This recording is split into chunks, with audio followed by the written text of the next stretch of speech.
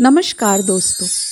आइए आज सुनते हैं मालती जोशी जी की लिखी कहानी बेटियां। तो कहानी शुरू करें दोस्तों। स्कूल से लौटकर देखा नीचे स्कूटर खड़ा हुआ था। थोड़ा दिमाग पर जोर दिया तो याद आया फूफा जी का है। मन में थोड़ा खटका भी हुआ। अपने रिश्तेदारों में मुझे सबसे ज्यादा चिढ़ थी तो इसी इंसान से, पता नहीं क्यों। ऊपर आकर देखा मेरा अंदाज एकदम सही था। श्रीमान फूफा जी सोफे में धंसे हुए थे और माँ तिपाई पर बैठकर उनसे बात कर रही थी। माँ पर गुस्सा आया। तिपाई, क्या कोई बैठने की चीज़ है? कुर्सी पर बैठ जाएंगी तो क्या फूफा जी की बेइज्जती हो जाएगी? पता नहीं कौन से युग में जी रही हैं। उन्हें नमस्ते करके मैं भीतर चली गई। दीदी चाय छान रही थी। लाओ मुझे दो, मैं ले जाती हूँ। अरे तू हाथ मुंह तो धो ले। पर मैं मानी नहीं। ट्रे लेकर बाहर आई। माँ उठो तो, वहाँ कुर्सी पर बैठो, मैंने आदेशात्मक स्वर में कहा। ये दीदी के बस का थोड़े ही था। माँ के उठते ही मैंने ट्रे तिपाई पर रख कर आगे सरका दी और खुद भी एक कुर्सी पर बैठ गई। आजकल कहाँ हो? वहीं निवेदिता में। पेमेंट ठीक ठाक करते हैं?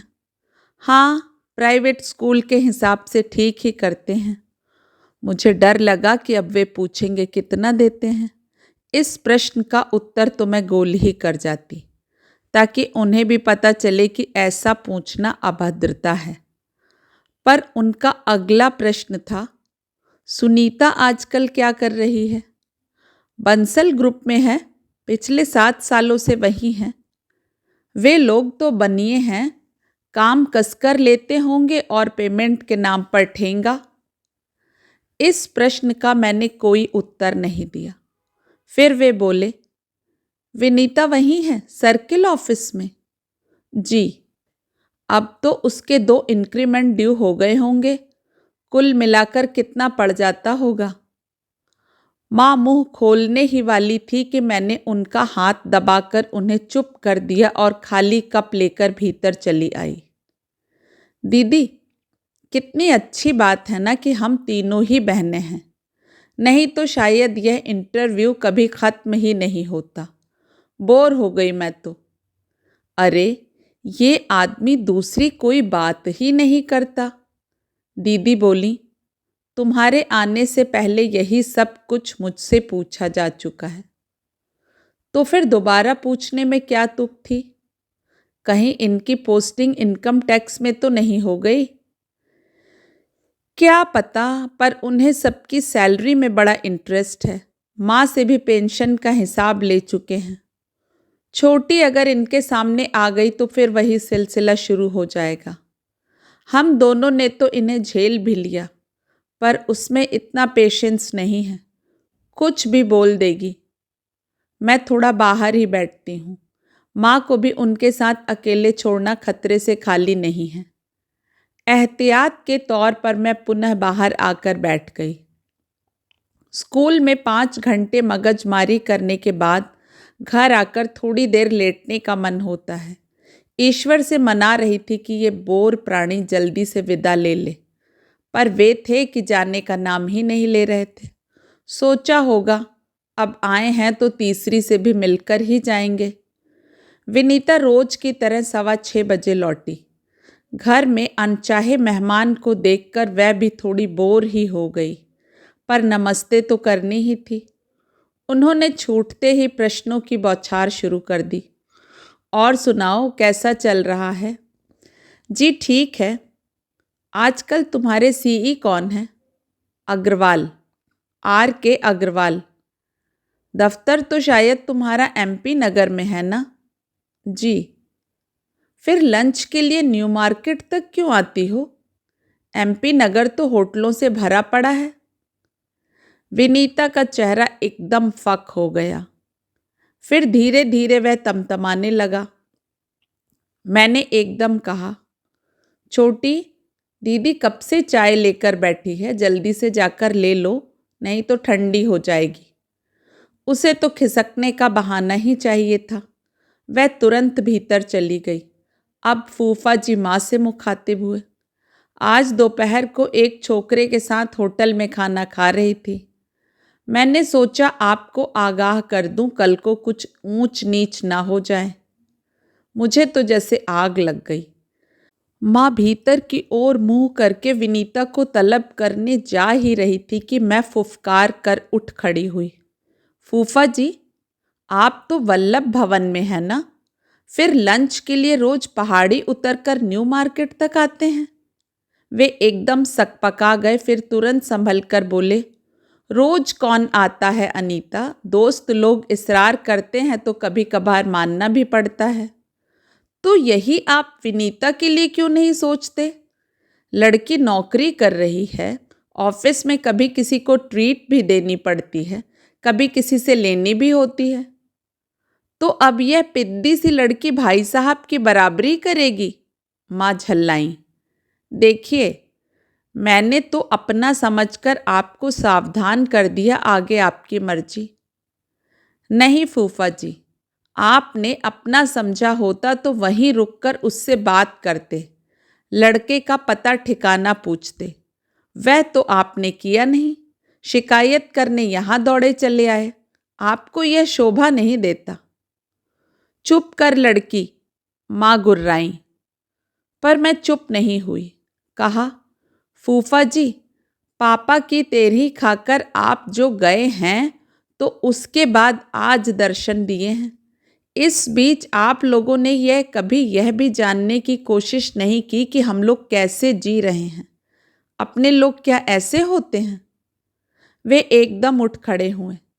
चलता हूँ भाभी जी, मैं नहीं जानता था कि आपकी बेटियों के पर निकल आए हैं, उन्होंने कहा और दंदनाते हुए सीढ़ियाँ उतर गए।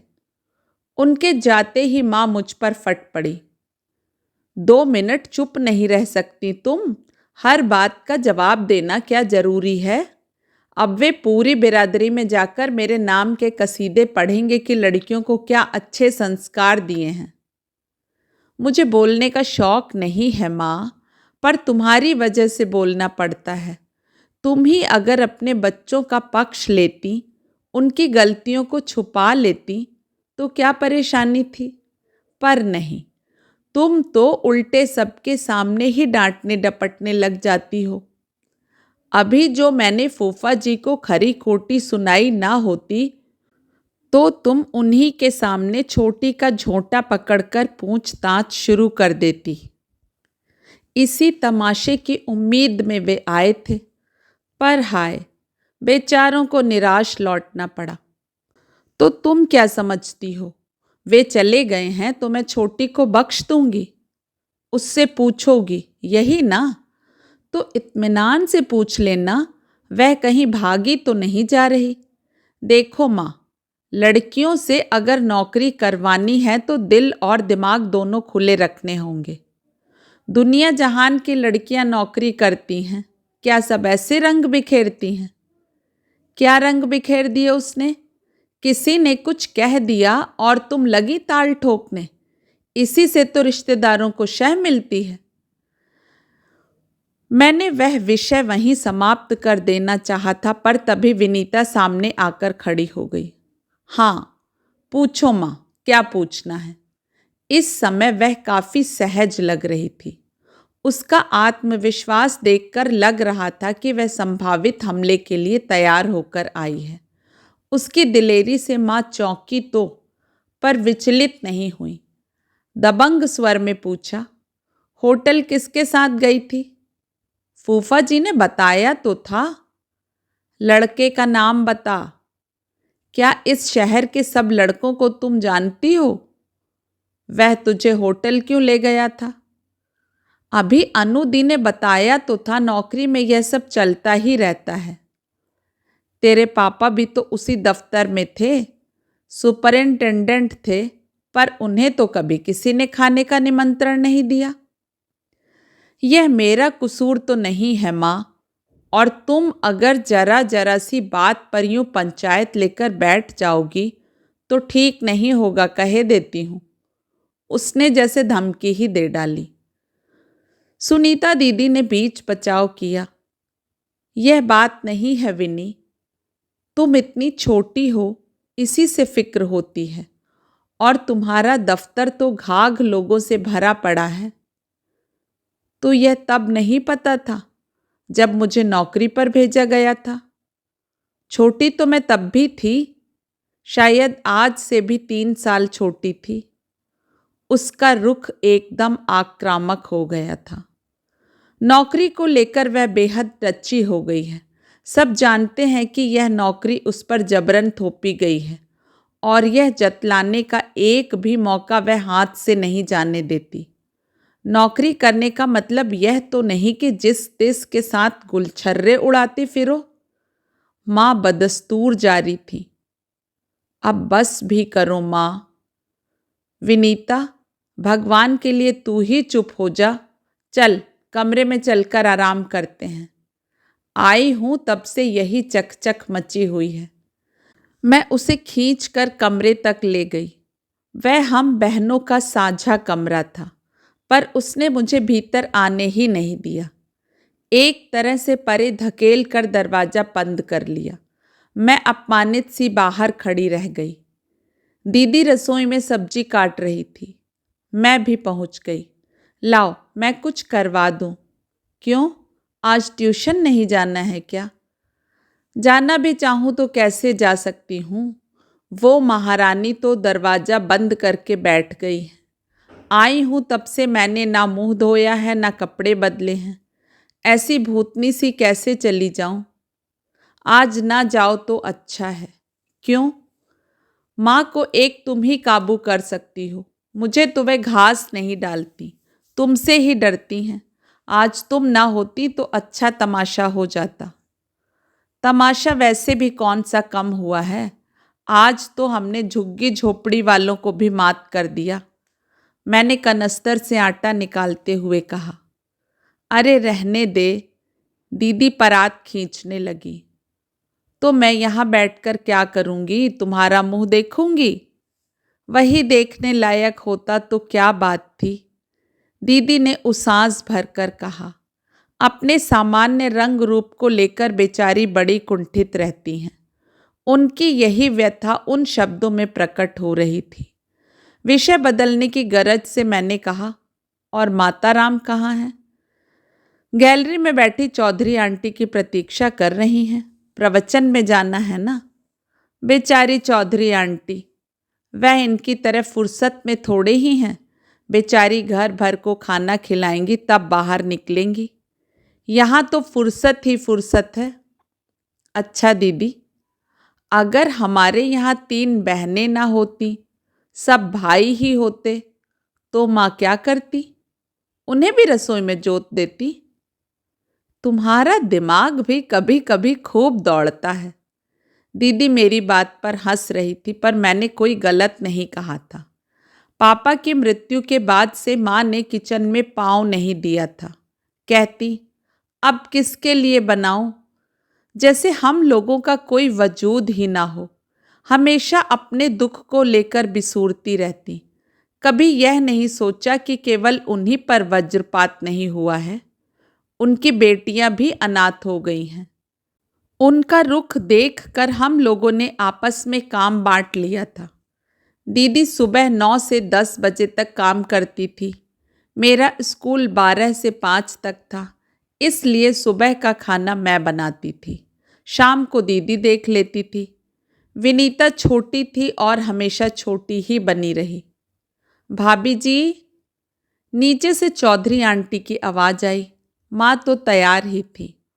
उन्होंने भीतर आकर जैसे दीवारों से कहा, मैं जा रही हूँ, और चली गई। हम दोनों निशब्द उनका सीढ़ियों से उतरना सुनते रहे। बड़ी देर बाद दीदी बोली, अनु, माँ का कुछ करना पड़ेगा। क्या?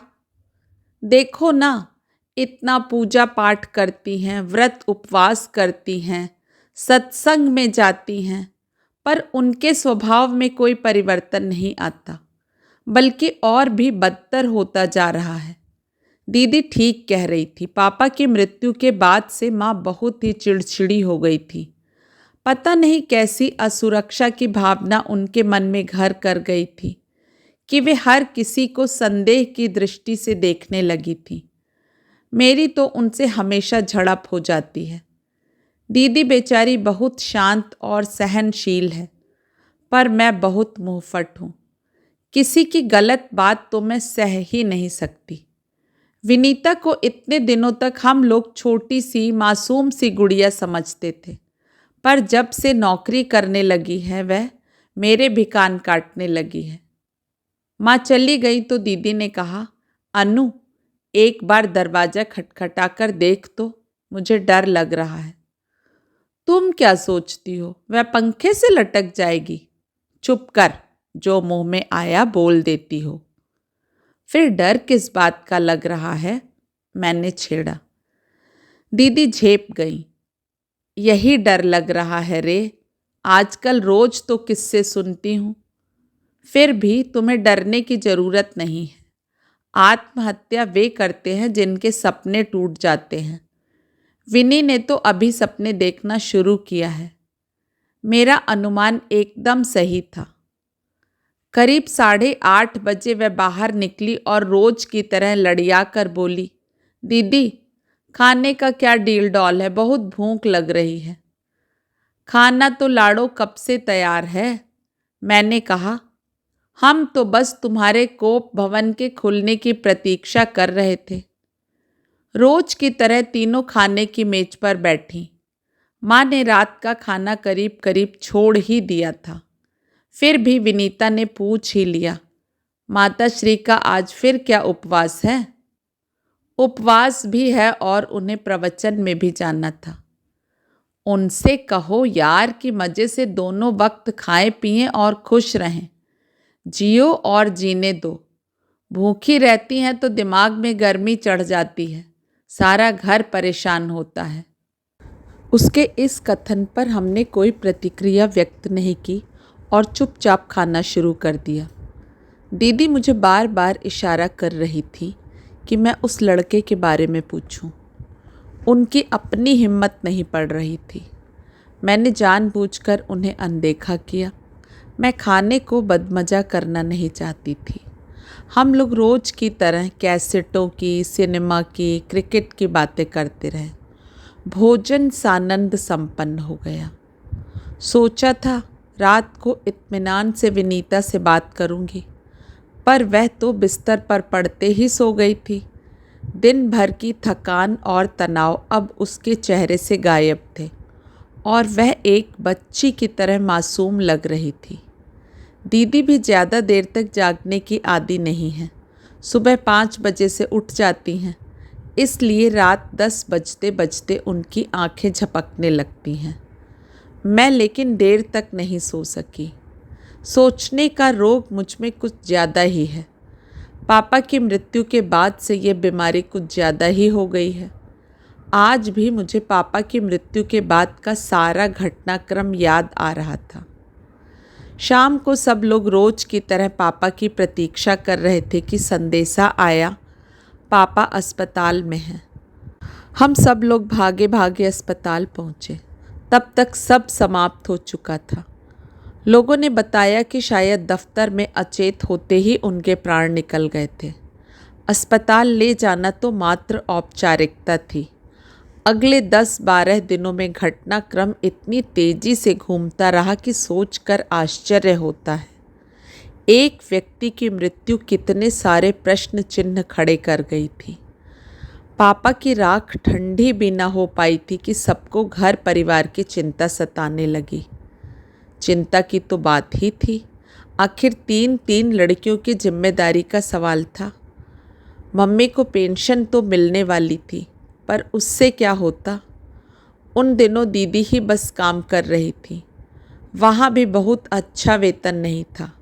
सबसे बड़ा सहारा था अनुकंपा नियुक्ति का, और सबसे ज़्यादा उहापोह बस उसी को लेकर थी। माँ का तो प्रश्न ही नहीं था, कुल जमा 8वीं पास थी। बहुत होता प्यून की नौकरी मिल जाती, पर वह हम में से किसी को भी गवारा नहीं था। चाचा बोले, सुनीता को लगवा देते हैं, उसके दबे हुए रंग के कारण शादी में वैसे ही बहुत अड़चनें आ रही हैं, सरकारी नौकरी लग जाएगी तो लड़के वाले हाथों हाथ ले लेंगे। पर मामा जी को यह प्रस्ताव पसंद नहीं आया। बोले, सुनीता की समस्या तो हल हो जाएगी, पर हमारी बहन का क्या होगा? उसे तो इसी कमाई के सहारे ज़िंदगी गुजारनी है। तो क्या लड़कियों को ज़िंदगी भर घर में बिठा कर रखेंगे? मान लो अनीता को भी लगवा देते हैं तो 3-4 साल में उसकी भी शादी तो होनी ही है। एक प्रावधान होता है। फूफा जी बोले, लड़की अगर शादी कर भी ले तो भी आधी तनख्वाह वह अपने मायके वालों को देने के लिए बाध्य होती है। अरे लाख कानून हो, पर ब्याही लड़की का पैसा कौन लेगा बताइए तो? मौसी ने तुनक कर कहा। तो ऐसा करते हैं, विनीता को लगवा देते हैं। कम से कम 8-10 साल तक तो चिंता नहीं रहेगी, बाद में देखा जाएगा।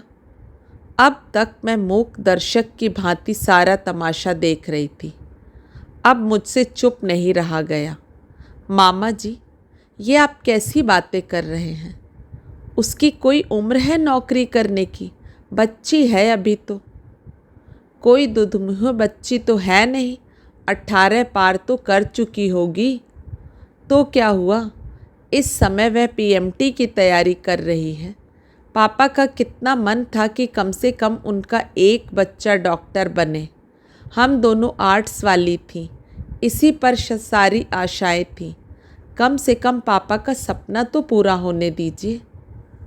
सपना पूरा ही करना था तो बने रहते, खुद तो चले गए और मेरी जान को ये 3 बलाएं छोड़ गए। माँ रोने लगी। वातावरण फिर शोकमग्न हो गया। जिज्जी ठीक कह रही हैं। वैसे 3 लड़कियों की जिम्मेदारी कम नहीं होती। तिस पर डॉक्टरी पढ़ाना क्या कोई हंसी खेल है? इतना खर्च कौन उठाएगा? हम लोग उठा लेंगे। दीदी तो जॉब कर ही रही है, मैं भी नौकरी कर सकती हूँ। आप पापा के स्थान पर मुझे लगवा दीजिए। और कल को शादी करके चली जाओगी तब क्या हम तुम्हारे दरवाजे आकर भीख मांगेंगे? मेडिकल की पढ़ाई कोई 1-2 साल की नहीं होती, पूरे 5 साल लगते हैं। और देखो, उसके भाग्य में अगर डॉक्टर बनना होता तो जीजा जी असमय क्यों चले जाते? या वही पिछले साल निकल जाती, इस साल ड्रॉप ना लेना पड़ता। चाचा बोले। मुझे बड़ा ताव आया। कहा, चाचा जी, पीएमटी इतनी आसान नहीं है। बहुत ही ज़हीन या भाग्यवान होते होंगे जो पहली बार में निकल जाते हैं। अधिकांश लोग तो 2-2, 3-3 कोशिशें करते ही हैं। वैसे यह अच्छा ही हुआ जो वह पिछली साल रह गई, नहीं तो झक मारकर कोर्स तो पूरा करवाना ही पड़ता। चाचा ऐसे बोल रहे थे जैसे फीस उन्हें ही भरनी थी। मामा जी, आप लोग चाहो तो मुझसे लिखवा लो। विन्नी की पढ़ाई पूरी होने तक मैं शादी नहीं करूँगी, फिर तो ठीक है। और कर भी लोगी तो क्या हम तुम पर दावा ठोक देंगे? फूफा जी बोले, अनीता, तुम तो पीएचडी कर रही हो, तुम्हें तो किसी भी कॉलेज में तुरंत जॉब मिल जाएगी। यहाँ क्लर्की में अपनी डिग्री क्यों बर्बाद करती हो? यह नौकरी विनीता को करने दो, उसकी ज़िंदगी बन जाएगी। अरे बीए एमए घूमते रहते हैं और उन्हें सरकारी नौकरी नहीं मिलती। तुम तो समझ लो कि विनीता बड़ी भाग्यवान है जो बैठे बिठाए सरकारी नौकरी मिल रही है। नहीं तो आजकल हायर सेकेंडरी को पूछता कौन है? अजीब शख्स है। बाप की मौत को भाग्यशाली बता रहा है। मन हुआ कह दूं भगवान ऐसा भाग्य आपको बच्चों को भी दे, पर चुप रह गई। मैंने और दीदी ने बहुत जोर लगाया, पर हमारी एक न चली। माँ को तो सारे रिश्तेदारों ने ऐसा घेर रखा था कि वे हमारे हिस्से आती ही न थी। पिता तो चले ही गए थे, माँ भी हमसे दूर हो गई थी। वे हमारे किसी सुझाव, किसी प्रस्ताव को सुनने के लिए तैयार ही नहीं थी। विनीता को जब यह निर्णय सुनाया गया तो उसने रो रो कर घर भर दिया और हम लोग असहाय होकर देखते रहे। उसने खाना पीना छोड़ दिया पर कोई नहीं पसीजा। एक तरह से हाथ पकड़कर ही उससे एप्लीकेशन लिखवा ली गई। हम दोनों से भी लिखवा लिया गया कि हमें कोई ऐतराज़ नहीं है। हम अपना हक स्वेच्छा से छोड़ रही हैं। माँ का तो प्रश्न ही नहीं था। उनके भाई उनसे जहाँ चाहे दस्तखत करवा सकते थे। इसके बाद पीएमटी की परीक्षा आई और चली गई। सूजी हुई आंखें लिए विनीता घर में कैद होकर बैठी रही। उसने सहेलियों से मिलना जुलना छोड़ दिया था। उसका हंसना बोलना बंद हो गया था।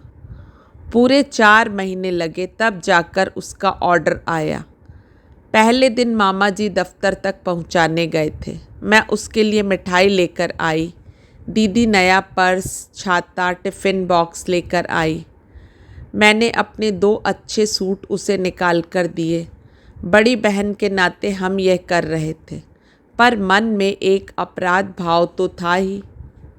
सुबह घर में छुई मुई सी रोनी सूरत वाली विनीता ऑफिस गई थी, पर शाम को लौटी तो बदली हुई थी और फिर बदलती ही चली गई। सुबह की चाय हम लोग अक्सर गैलरी में ही लेते हैं। हम लोग मतलब मैं और दीदी। माँ तो उस समय सोई ही रहती हैं।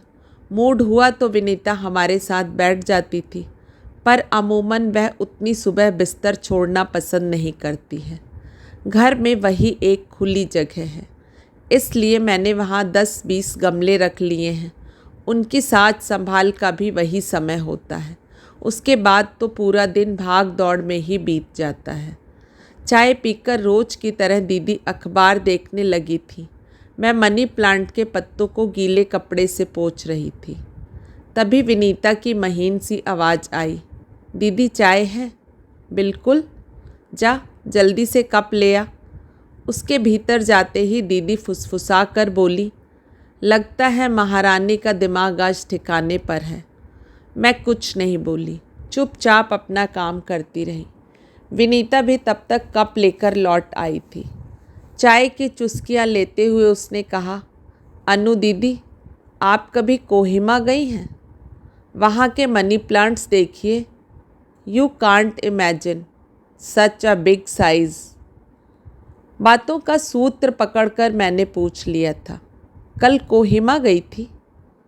उसकी स्वीकारोक्ति के साथ ही दीदी शुरू हो गई, किसके साथ गई थी? पराग के साथ। पराग शुक्ला तुम्हारे दफ्तर में है? नहीं, शुक्ला अंकल का लड़का है। वो एक बार मुझे घर छोड़ने नहीं आए थे, उन्हीं शुक्ला जी का बेटा। अच्छा, वो कॉन्ट्रैक्टर साहब? क्या बेटा भी उनके साथ ठेकेदारी करता है? नहीं, वो तो मंडी द्वीप की किसी फैक्ट्री में है, इंजीनियर है, डिप्लोमा है। तुम्हारी पहचान कैसे हुई? अंकल के साथ वह भी कभी कभी ऑफिस आ जाता है। कल लंच पर अंकल भी साथ थे। कमाल करती हो दीदी, अब मुझे टोकना ही पड़ा। कल अगर शुक्ला जी साथ में होते तो क्या फूफा जी भागे भागे रिपोर्ट करने आते? फूफा जी तो बेहद घटिया इंसान हैं, छोटी ने मुंह बिचकाकर कहा। जैसे खुद हैं वैसा ही दूसरों को समझते हैं। पराग बेचारा इतना शरीफ लड़का है, इतना मॉडेस्ट और इतना हेल्पफुल। सो तो होगा ही, ऐसे वैसे को तो तुम मुंह लगाओगी नहीं। मैं जानती हूँ। मैंने छोटी का मन खुश करने के लिए कहा, पर दीदी जुटी हुई थी। फिर भी छोटी, थोड़ा संभल कर ही चला करो, ज़माना बड़ा ख़राब है। पराग लड़का अच्छा होगा, पर क्या कह सकते हैं। तुम लोगों के बीच ऐसी वैसी कोई बात तो नहीं है ना, सिर्फ फ्रेंडशिप ही है ना? ऐसी वैसी बात का क्या मतलब है दीदी? छोटी एकदम भड़क गई थी। साफ साफ पूछो ना कि मेरा उससे कोई अफेयर तो नहीं है। एक बात मैं साफ साफ कह देना चाहती हूँ कि मैं अपने को उस दफ्तर में दफन नहीं होने दूंगी। मुझे बेहतर ज़िंदगी की तलाश है, एक मजबूत सहारे की तलाश है। अगर मेरे भाग्य से कोई अच्छा साथ मिलता है तो मैं उसे अवश्य स्वीकार करूंगी। ऐसा सुनहरा मौका हाथ से जाने नहीं दूंगी। तो क्या तू शादी करने की सोच रही है? दीदी चकित थी। सोचना तो पड़ेगा दीदी, किसके भरोसे बैठी रहूं बताओ। पापा के रहते तुम लोगों का कुछ नहीं हो पाया, अब माँ के बस का तो यह काम है ही नहीं। तो मैं क्या करूं? तुम्हारे लिए रुकी रहूं? तब तक तो मैं बूढ़ी हो जाऊंगी दीदी। बहुत अच्छे मूड में हमारा चाय पान शुरू हुआ था, पर ख़त्म होते होते सबके मन खट्टे हो गए। खासकर उसकी यह बात तो बहुत ही बुरी लगी कि तुम लोगों का इंतज़ार करते करते मैं बूढ़ी हो जाऊंगी। यह बात भी सच थी कि दीदी 30 पार कर चुकी थी और मैं 26 को छू रही थी। छोटी ने पिछले महीने 22 पूरे किए थे।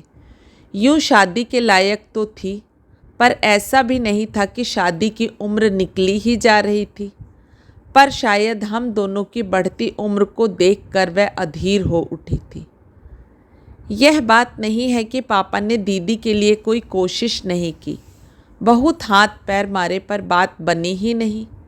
दीदी एकदम पापा पर गई है। रंग काफ़ी दबा हुआ है, इसीलिए हर बार बात वहीं पर आकर अटक जाती थी। कुछ लोग तो ऐसे उस्ताद थे कि दीदी को देखने आते और मुझे मांग बैठते। मैं भी कोई स्वरूप सुंदरी नहीं हूँ, पर रंग जरा खुला हुआ है। फिर हिंदुस्तानी आदमी तो रंग पर ही मरता है। उन दिनों बहुतों ने सलाह दी कि जिसकी लग रही है उसी की कर दो, एक जिम्मेदारी कम ही हो जाएगी। पर पापा तैयार नहीं हुए। फिर उस तरह के संबंध के लिए मेरा मन भी गवाही नहीं देता था। यह तो एक तरह से बहन का हक छीनना ही हुआ ना। विनीता को हम लोगों ने कभी उस दृष्टि से देखा ही नहीं। वह तो हमेशा से हम सबका खिलौना रही है, पर अब लगता है कि वह हम तीनों से सुंदर है। एकदम माँ पर गई है। माँ का रंग रूप तो उसे मिला ही है, स्वभाव भी वही है। वैसी ही मूडी, जिद्दी, चिड़चिड़ी और आत्म केंद्रित। उसकी ये विशेषताएं अभी अभी नजर आने लगी थी। 4-5 दिन बाद चिंटू मामा बड़ी विजयी मुद्रा में घर में दाखिल हुए। जिज्जी, सब पता कर लिया है। क्या पता कर लिया है? उस लड़के के बारे में। कोई शुक्ला कॉन्ट्रैक्टर है, उनका लड़का है। इससे तुमने कौन सा तीर मार लिया मामा? मैंने कहा। यह सब तो छोटी ने उसी दिन बता दिया था। मुझे तो नहीं बताया, माँ ने कहा। तुम्हें सुनने की फुर्सत भी थी, पूछने का भी एक तरीका होता है। उसने तो कुछ भी नहीं छुपाया। यह भी बताया था कि लड़का डिप्लोमा होल्डर है, मंडी द्वीप की किसी फैक्ट्री में काम करता है। सब बता दिया था। उसके पीछे जासूस लगाने की तो कोई ज़रूरत नहीं थी। ज़रूरत थी, बिल्कुल थी, मामा ने जोर देकर कहा। बिना जांच पड़ताल किए यह कैसे पता चलता कि दोनों रोज़ खाना साथ खाते हैं? लड़का रोज़ उसे दफ्तर से घर तक छोड़ जाता है। बड़ी होशियार बनती हो, दोनों को आज तक पकड़ पाई हो। यह खबर मेरे लिए नई थी। मैं थोड़ा चौंकी तो ज़रूर, पर मामा को पता नहीं चलने दिया। हाल चाल सुनकर माँ की त्योरियाँ चढ़ी जा रही थी। उसे लक्ष्य कर मैंने कहा, यह तो बहुत ही अच्छा हुआ ना मामा। बिना जूते चप्पल चटकाए हमें ब्राह्मण का कमाता खाता लड़का मिल गया। कम से कम माँ की एक चिंता तो दूर हुई, नहीं तो कहाँ कहाँ हलकान होती फिरती। ब्राह्मण को लेकर खुश हो रही हो? वह बड़ा घाघ पंडित है, पूरा बनिया है, जानबूझकर बेटे को ढील दे रहा है। सोच समझ कर ऑफिस की लड़की को फांसा है कि ऑफिस की सारी खबरें मिलती रहें, टेंडर आदि में सुविधा रहे। फिर लड़का प्राइवेट नौकरी में है। हाथ में एक सरकारी नौकरी तो आजकल बहुत ज़रूरी है। कम से कम क्वार्टर की सुविधा तो मिल ही जाती है। बूढ़ा बड़ा करामाती है, खूब उल्लू सीधा किया है उसने। और हम क्या कर रहे हैं मामा? मैंने चिढ़ कर कहा। वे तो खैर पराए हैं, हम भी तो अपना स्वार्थ साध रहे हैं। नहीं तो फूल सी बच्ची की पढ़ाई छुड़वा कर उसे नौकरी में झोंकने की क्या ज़रूरत थी? अब अगर उसने वहाँ अपना भविष्य सुरक्षित करने का रास्ता खोज लिया है तो इतनी हाय तौबा क्यों मच रही है? कल को ये क्वार्टर छोड़ना पड़ेगा ना, तो ये बड़ी बड़ी बातें भूल जाओगी। जिनके पास सरकारी मकान नहीं होते मामा, वे लोग क्या सड़क पर रहते हैं? और हमारे सिर पर छत बरकरार रहे, इसके लिए छोटी क्या ज़िंदगी भर कुंवारी बैठी रहेगी? माँ एकदम आपे से बाहर हो गई। शादी के लिए ऐसी मरी जा रही है कि यह भी होश नहीं रहा कि दोनों बड़ी बहनें अभी घर में बैठी हैं। माँ, यह अन्याय तो मत कीजिए। दीदी ने इतनी देर बाद मुंह खोला। हम लोगों के इंतज़ार में तो बेचारी बूढ़ी हो जाएगी। जाहिर था विनीता की उस दिन वाली टिप्पणी दीदी भूली नहीं थी। मेरे जीते जी यह कभी नहीं होगा। आज आने दो, अच्छी खबर लेती हूँ। बहुत पर निकल आए हैं। माँ, फालतू हंगामा करने की ज़रूरत नहीं है, मैंने थोड़े कड़े शब्दों में कहा। अभी शादी की बात उसने तो नहीं उठाई है ना, फिर ये चिल्लपो क्यों? और मामा, तुम्हें क्या दफ्तर में कोई काम नहीं है जो माँ की फालतू बातों में सिर खपाते हो? उनकी तो आदत ही है, ना खुद चैन से रहती हैं ना किसी को रहने देती हैं। तुम और आग में घी देने क्यों आ जाते हो? मेरी बात पर मामा मुंह फुलाकर चले गए। उन्होंने चाय भी नहीं पी। उनके इस अपमान पर माँ ने मुझे खूब खरी खोटी सुनाई, पर मैं खुश थी। कम से कम 10-15 दिन तक तो वे इधर का रुख नहीं करेंगे। जब भी आते हैं घर की शांति भंग कर जाते हैं, हर बात में दखल अंदाजी करेंगे। अरे इट इज़ अवर लाइफ यार। 6 बजे मैं चलने को हुई तो दीदी ने कहा, आज ट्यूशन नहीं जाओगी तो नहीं चलेगा। माँ भरी बैठी हैं, मैं संभाल नहीं पाऊँगी। दीदी, रोज़ रोज़ नागा तो नहीं कर सकती ना, तो मैं सब्जी लेने निकल जाती हूँ ताकि वह सीधे शेर के मुंह में समा जाए। यह तो कायरता है दीदी। तुम इतनी कमज़ोर और डरपोक क्यों हो दीदी? कभी तो दृढ़ता से काम लो। यह तुम्हारे दब्बूपन का नतीजा है जो विनीता आज भुगत रही है। क्यों, मैंने क्या किया है? उस दिन तुम अगर तन कर खड़ी हो जाती और कहती कि पापा की नौकरी पर पहला हक मेरा है, तो किसी की मजाल नहीं थी जो विरोध करता। पर तुमने तो चुपचाप फॉर्म पर दस्तखत कर दिए, अपना हक छोड़ दिया। दस्तखत तो तुमने भी किए थे। हाँ, वह भूल तो मैंने भी की थी। मुझे लोगों ने सब्ज बाग दिखाए थे और मुझे विश्वास था कि पीएचडी होते ही मुझे कॉलेज में नौकरी मिल जाएगी। सब अरमान धरे रह गए। और मेरी क्या समस्या थी बताऊं? सब लोग उस नौकरी को मेरी शादी से जोड़कर देख रहे थे। मुझे लगा कि मैं जिद करूंगी तो सब यही समझेंगे कि मैं शादी के लिए मरी जा रही हूँ, और मुझे ऐसी शादी मंजूर नहीं थी जिसका आधार मेरी नौकरी हो।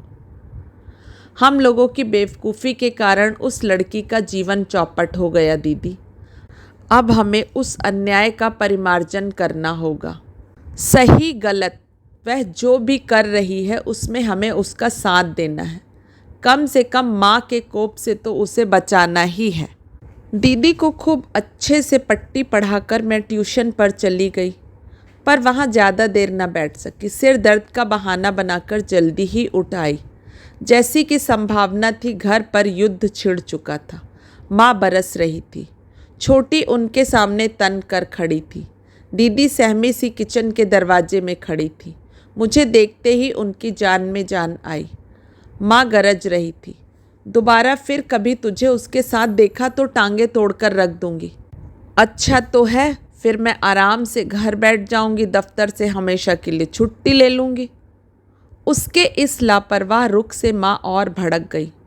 नौकरी की धौंस दिखाती है, तू क्या सोचती है? तू घर बैठ जाएगी तो हमारे यहाँ चूल्हा नहीं जलेगा? जब इतना हौसला था तो मेरी पढ़ाई क्यों छुड़वा दी? पढ़ाई न छुड़वाती तो जैसे तू डॉक्टर बन ही जाती।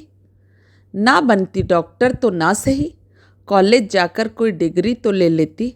जिंदगी भर हायर सेकेंडरी का ठप्पा लेकर तो ना घूमती। सुन लो इसकी बात, क्या पूरी जिंदगी निकल गई है? लड़कियां क्या प्राइवेट परीक्षा नहीं देती? देती होंगी, मुझे नहीं देनी है। और अपने भाई से कह देना मेरे दफ्तर के आसपास ना मंडराया करे। मैंने इशारा भी कर दिया तो ठुकाई हो जाएगी। छोटी ने जैसे जंग का ऐलान कर दिया था। फिर तो यह गर्जन तर्जन रोज की दिनचर्या का अंग बन गया। माँ घड़ी लेकर बैठी रहती और मिनट मिनट का हिसाब मांगती। माँ के जासूस भी मुस्तैदी से विनीता की हर गतिविधि का ब्यौरा देते रहते थे, जिससे माँ और भड़क उठती थी। पर विनीता भी अब ढीठ हो गई थी और ईंट का जवाब पत्थर से देने लगी थी। कई बार समझाया भी कि माँ ये रोज रोज की किचकिच अच्छी नहीं लगती, अनुशासन अपनी जगह है, पर रस्सी को इतना भी मत तानो कि टूट ही जाए। उसका खून गर्म है, कल को कुछ उल्टा सीधा कर बैठी तो हम कहीं मुंह दिखाने लायक भी नहीं रह जाएंगे। पर माँ पर तो जैसे भूत चढ़ा हुआ था। छोटी की नौकरी उनके सुरक्षित भविष्य की गारंटी थी। वह उनके बुढ़ापे का सहारा थी। उसी को डांवाडोल होते देख वे पागल हो उठी थी। फिर जिसका डर था वही हुआ। एक शाम वह दफ्तर से घर लौटी ही नहीं। इन दिनों वह अक्सर देर से लौटती थी, इसलिए हमने 7 बजे तक किसी तरह सब्र किया। इस बीच जैसे जैसे समय बीत रहा था, माँ का पारा और हमारी धुकधुकी बढ़ती जा रही थी। विश्वास हो गया था कि आज लड़की की खैर नहीं। पर 8 बजे तक भी वह नहीं लौटी तो मैं उठ खड़ी हुई। दीदी चलो चप्पल पहनो। कहाँ जा रही हो? माँ गुर्राई। कहीं तो जाना ही पड़ेगा, क्या हाथ पर हाथ धरे बैठे रहें? मामा को फ़ोन कर दो। हाँ, उन्हें साथ लेकर ही जाएंगे। और जल्दी से सीढ़ियाँ उतर गई। दीदी बोली, मामा को मत घसीटो, वे तमाशा खड़ा कर देंगे। माँ को किसी तरह चुप तो कराना था ना, नहीं तो वे खुद बुला लाती। घर से निकलकर हम लोग सीधे अय्यर साहब के पास गए। वे पापा के कलीग थे और अच्छे दोस्त थे। हमें देखकर बहुत खुश हुए। आज अंकल को कैसा याद किया? याद तो बहुत करते हैं अंकल, पर इतना बिजी शेड्यूल हो गया है कि कहीं आने जाने का समय ही नहीं मिलता। आज कोई खास काम? खास ही समझिए, मैंने बड़े सहज भाव से कहा। आपके यहाँ एक शुक्ला कॉन्ट्रैक्टर हैं, उन्हें पहचानते हैं? वे भेद भरे ढंग से मुस्कुराए। विनीता के बारे में बात करना है? दीदी का चेहरा एकदम फक हो गया, पर मैंने उसे नज़रअंदाज करते हुए कहा, आपने ठीक समझा अंकल। कैसे लोग हैं? बात चलाई जा सकती है। बिल्कुल, अच्छा फैमिली है, लड़का भी अच्छा है। आप सिफारिश कर दीजिए ना, मैंने मनुहार की। सिफारिश का कोई ज़रूरत नहीं है, मामला जम जाएगा। जाहिर था उन्हें सब पता था। फिर इधर उधर की बातें करते हुए मैंने धीरे से शुक्ला जी का पता पूछ लिया। उन्हें ठीक से पता नहीं था, पर फ़ोन नंबर के आधार पर डायरेक्टरी से मालूम कर लिया। मैंने पता नोट किया, चाय पी और अंकल को धन्यवाद देकर हम लोग बाहर आ गए। मैं तो डर गई थी कि कहीं तुम छोटी की गुमशुदगी की रिपोर्ट तो नहीं लिखवाओगी। पता है, आंटी दूसरे दिन पूरे शहर में ब्रॉडकास्ट कर देती। मुझे इतना पागल समझा है? वहाँ नहीं जाती तो शुक्ला जी का पता कैसे मिलता? अब वहाँ जाएंगे? Of course. शहर से बाहर बनी एक कॉलोनी में उनका घर था। ढूंढने में परेशानी नहीं हुई, पर वहाँ पहुँचने तक मन में खटका बना रहा। सुनसान रास्ता और स्कूटर पर हम 2 महिलाएं। डरने की तो बात ही थी, पर आवेश में मैंने उस डर को भी पीछे छोड़ दिया। शुक्ला जी का पूरा परिवार हॉल में बैठकर टीवी देख रहा था। हमें देखकर वे बुरी तरह चौंक पड़े। विनीता का चेहरा तो एकदम सफ़ेद पड़ गया और वह तुरंत उठकर भीतर चली गई। हमें किसी ने अंदर आने के लिए नहीं कहा। फिर भी मैंने आगे बढ़कर अपना परिचय दिया। आपने शायद हमें पहचाना नहीं, हम लोग विनीता की बहनें हैं। मैं अनीता और ये बड़ी दीदी सुनीता। हाँ, याद आया, एक दिन घर पर आया था तो आप लोगों से मुलाकात हुई थी। शुक्ला जी बोले। भाभी जी कैसी हैं? इस समय तो बहुत ही टेंशन में हैं, मैंने हंसकर कहा और फिर प्रस्तावना में समय बर्बाद ना करते हुए कहा, हम लोग विनीता को लेने आए हैं। वे कुछ देर तक माकूल जवाब सोचते रहे, फिर उन्होंने आवाज़ दी, पराग, जरा विनीता को लेकर बाहर आओ। पर पराग नामक वह सुदर्शन युवक अकेला ही बाहर आया और बोला, पापा, विनीता कह रही है अब वह उस नर्क में लौटकर नहीं जाएगी। तो कहाँ रहेगी? मैंने पूछा। यहीं, इसी घर में। किस रिश्ते से? घर की बहू की हैसियत से, उसने दृढ़ता से कहा। परसों हम लोग शादी कर रहे हैं। मैंने शुक्ला जी की ओर देखा। अब तक वे काफ़ी संभल चुके थे। बोले, देखिए, बच्चे जिद पर थे। कल को कोई ऊंच नीच हो जाती। मैंने सोचा इससे अच्छा है विधिवत शादी करा दी जाए। मैंने पराग की माँ को भी यही समझाया। बच्चों की खुशी में ही हमारी खुशी है। थैंक यू अंकल, मैंने उठते हुए कहा।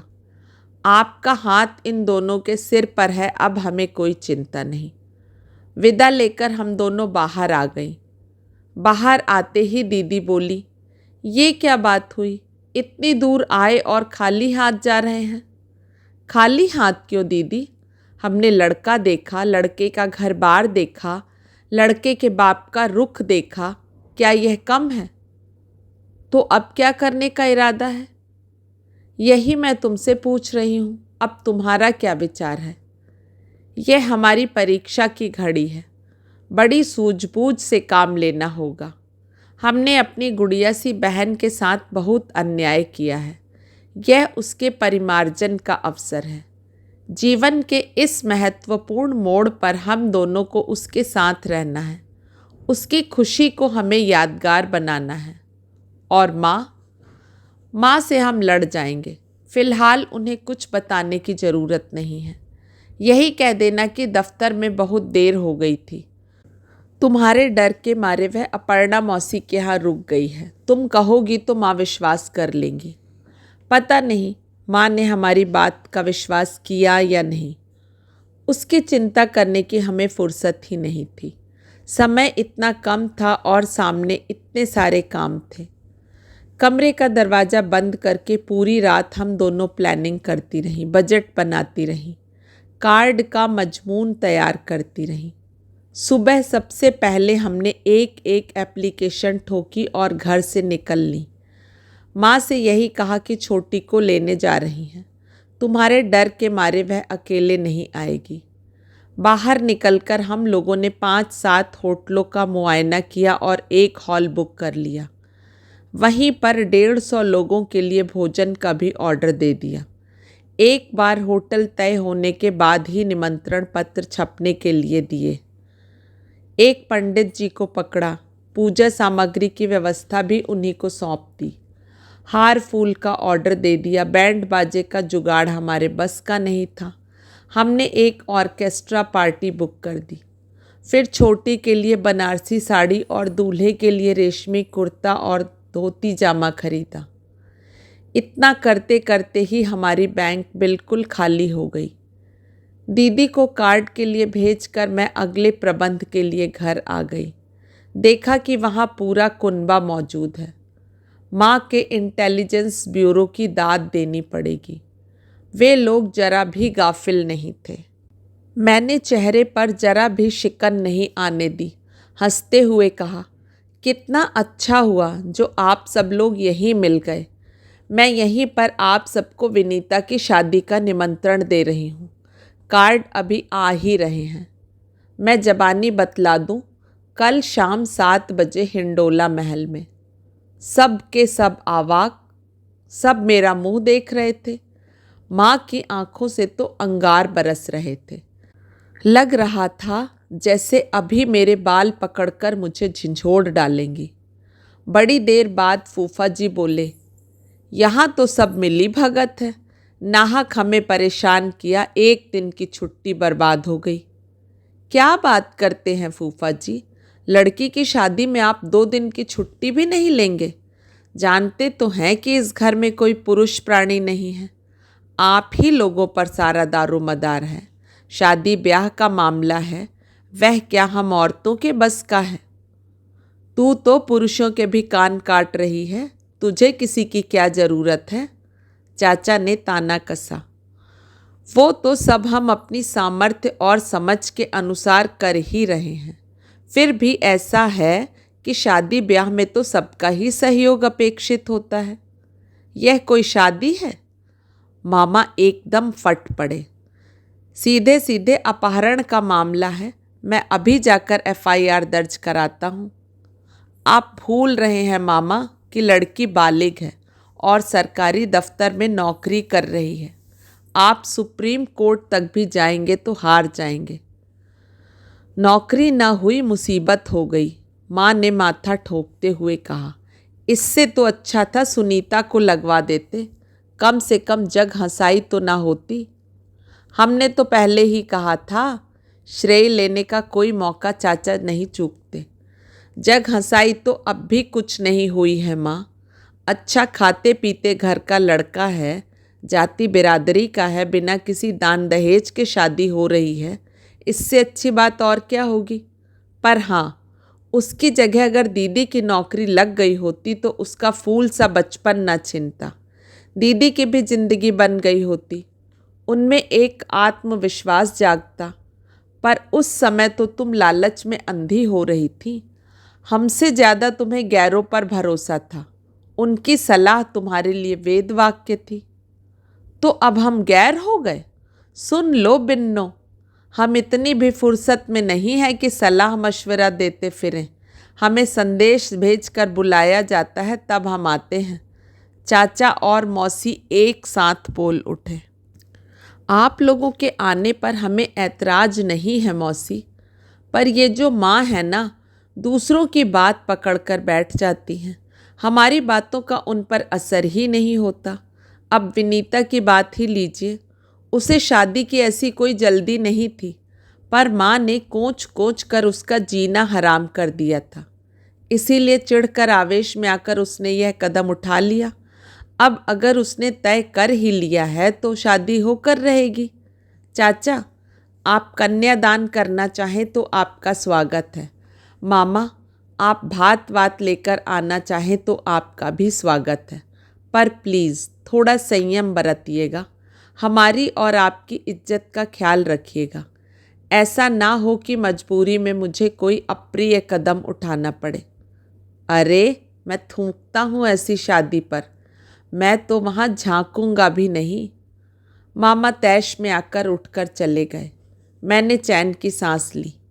मामा का आना उनके ना आने से ज़्यादा दुखदाई था।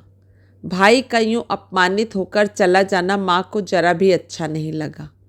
उनका तमतमाया चेहरा देखकर मैं समझ गई कि अब ज्वालामुखी फटने ही वाला है। सौभाग्य से तभी दीदी कार्ड लेकर आ पहुंची और वातावरण की कड़वाहट उत्सुकता में बदल गई। निमंत्रण पत्र का मजमून, कागज, साइज, छपाई आदि पर चर्चा होने लगी। आदत के अनुसार फूफा जी ने पूछ ही लिया, एक कार्ड 2-2.5 का तो पड़ा ही होगा। अर्जेंट में कुछ ज़्यादा ही पड़ा है। वहाँ के खाने के रेट क्या है? बाकी दिनों का तो पता नहीं, अभी तो 125 रुपये प्लेट तय हुआ है। हॉल का किराया अलग से? जी, 8,000 एक शाम के। फूफा जी की आंखें आश्चर्य से फैल गईं। माँ तो एकदम हत्थे से ही उखड़ गई। वाह, जैसे किसी नवाबजादी की शादी हो रही है। कौन देगा ये खर्च? तुम दोगी और कौन देगा? माँ हो तुम उसकी। मेरे पास फूटी कौड़ी नहीं है कैसे नहीं? पापा हर महीने हम तीनों के नाम कुछ ना कुछ जमा करते थे। वह पैसा किस दिन काम आएगा? पापा की ग्रेचुइटी अभी अनछुई पड़ी है, उसे कब हाथ लगाओगी? और कल को तुम लोगों की शादी होगी तब की तब देखी जाएगी। अभी फ़ौरन तैयार होकर मेरे साथ बैंक चलो, वहाँ दुनिया भर की फॉर्मेलिटी करनी पड़ती है। जल्दी चलो। माँ नानुकर करती रही तो आखिर मैंने ब्रह्मास्त्र निकाला। कहा, माँ कुछ तो शर्म करो। पिछले 3 साल से वह लड़की तुम्हें कमाकर खिला रही है, उसका कर्ज है तुम पर, इसका तो ख्याल करो। तुमने उससे बहुत कुछ छीना है, कुछ तो भरपाई करो। बेमन से ही सही माँ को मेरे साथ बैंक आना पड़ा। पैसे निकलवा कर मैंने सीधे सर्राफे का रुख किया।